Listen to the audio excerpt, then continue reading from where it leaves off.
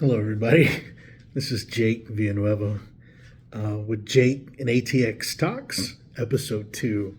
And what I wanted to talk about is why I left education.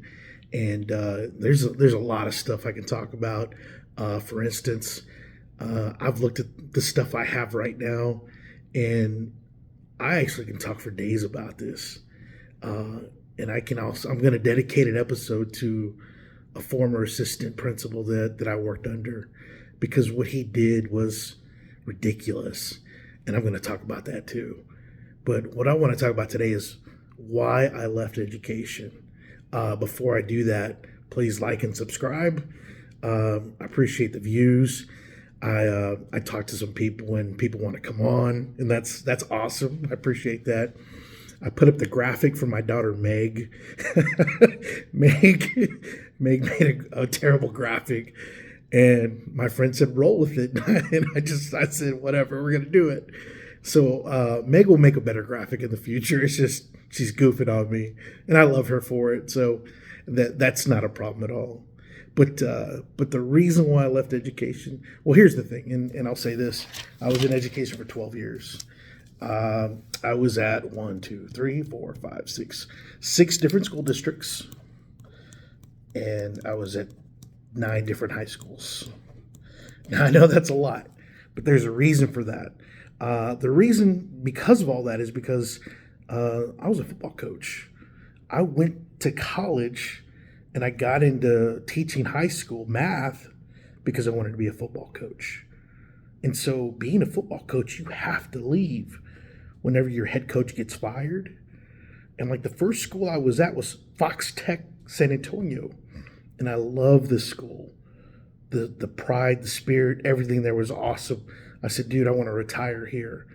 But Fox Tech shut down the football program the year I started. So I got to teach and coach there for 1 season. All right, let's move on. The reason why I left education is because there's no leadership in any of the school districts or any of the schools. Now, there are people that want to be leaders, and that's the problem.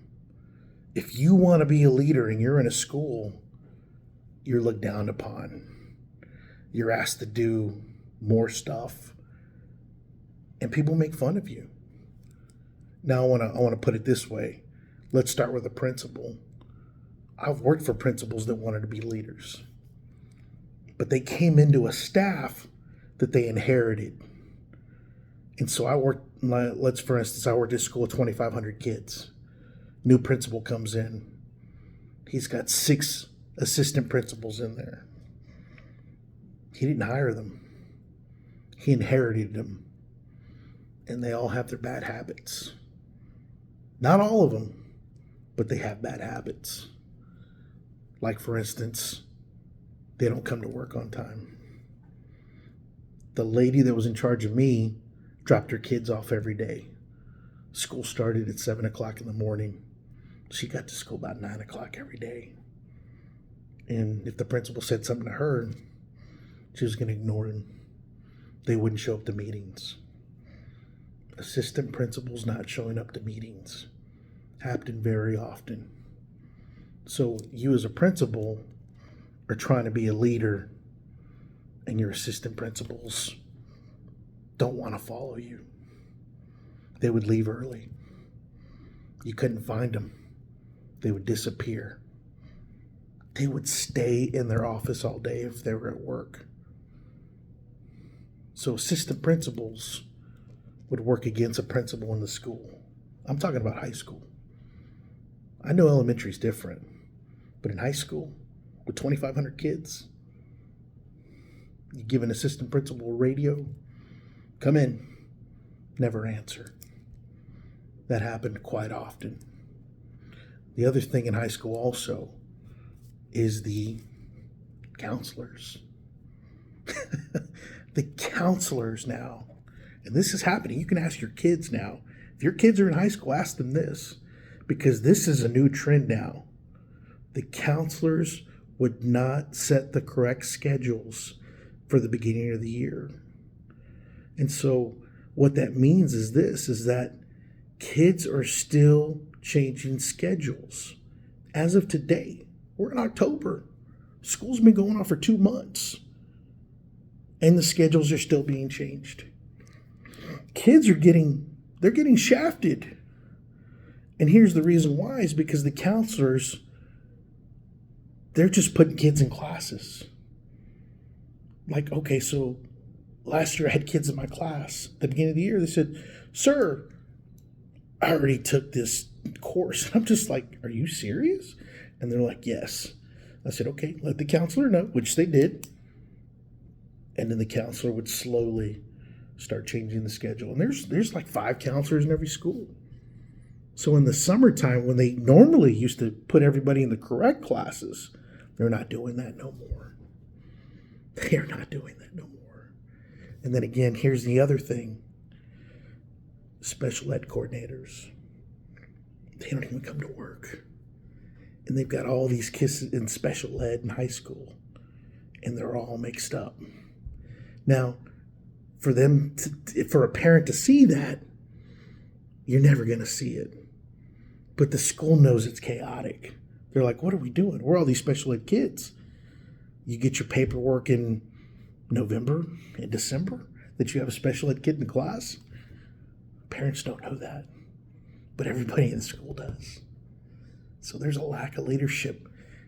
Counselors, special ed coordinators, everybody in that special ed department, everybody in the principal's office, except for the principal. I mean, the principal, great people, but they've got all these people working underneath them.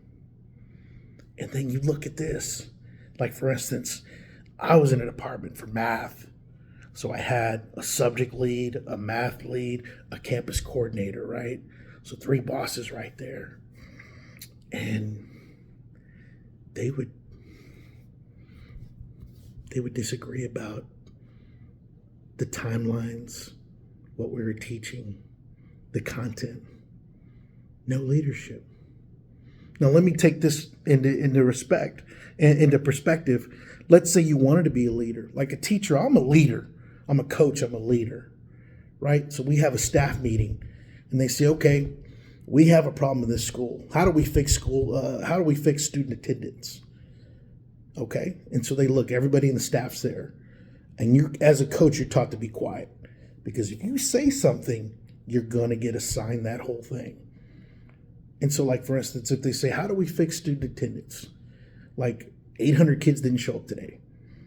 And, the typical responses are call the parents, call the kid. But then you come up with a fresh idea as a leader. You say, "Why don't we go to their house and visit them?" And then an assistant principal or principal will go, "Okay, Mr. Villanueva, you're right. I want you to lead that." And you're like, "Hold on. You just gave me extra work." And that's a lot of work to go to 800 kids' houses. And that's what they did. They said, "Mr. Villanueva, why don't you get a group of volunteers? And why don't y'all this weekend or next weekend set it up? And we'll walk the neighborhoods. We'll get these kids and we'll talk to the parents in their house.